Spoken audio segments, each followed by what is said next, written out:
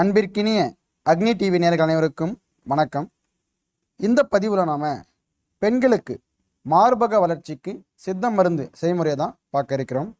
பெண்கள் பருவ வயதை அடைந்தவுடனே அவர்களுடைய அந்த ஹார்மோன் மாற்றங்களால் அவர்களுக்கு அந்த மார்பகமானது அவருடைய உடல் வாகுக்கு ஏற்ற மாதிரி பார்த்தோன்னா வளர்ச்சி அடைந்து இருக்கணும்.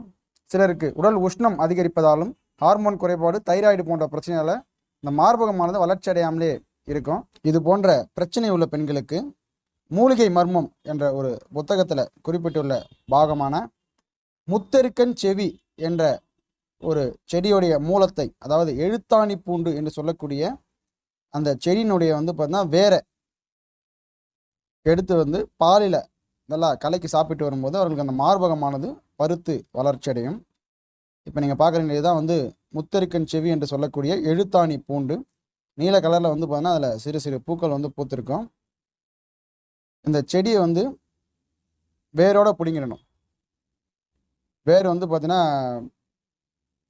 நல்லா மாவு மாதிரி இருக்கும்.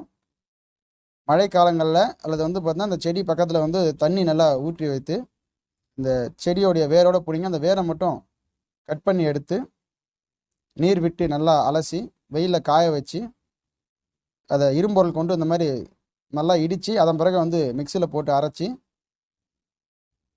ஜலிச்சிடணும். ஜலிச்சு இந்த சூர்ணத்தை பெண்கள் தினசரி பார்த்திங்கன்னா காலை மற்றும் இரவு வேளைகளில் ஒரு 5 கிராம் அளவு பாலில் கலந்து சாப்பிட்டு வரும்போது உடல் உஷ்ணமானது நீங்கி இந்த மார்பகமானது நன்கு பருத்து வளர்ச்சி அடையும். மேலும் உடல் உஷ்ணம் இல்லாமல் சில பேருக்கு பார்த்திங்கன்னா மனக்கவலையாலே உடல் இழைச்சிருப்பாங்க. ஒரு சிலருக்கு வேறு ஏதாவது நோய் வாய்ப்பட்டு பார்த்திங்கன்னா இந்த உடல் இழைப்பு ஏற்படும். அந்த மாதிரி இருக்கிறவங்களும் இந்த சூர்ணத்தை தொடர்ந்து சாப்பிட்டு வரும்போது அவர்களுக்கு நல்ல ஒரு உடலமைப்பை பெற்று மார்பகமும் பருத்து நல்லா வளர்ச்சி அடையும்.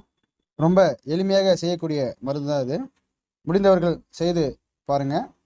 மருந்து தேவைப்படுபவர்கள் எங்களுடைய ஸ்ரீ அக்னி ஹெர்பல்ஸ் கிளினிக்குடைய எண்ணிற்கு தொடர்பு கொண்டு மருந்தை பெற்றுக்கொள்ளலாம்.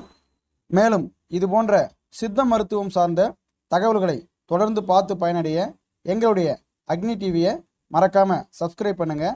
நன்றி, வணக்கம்.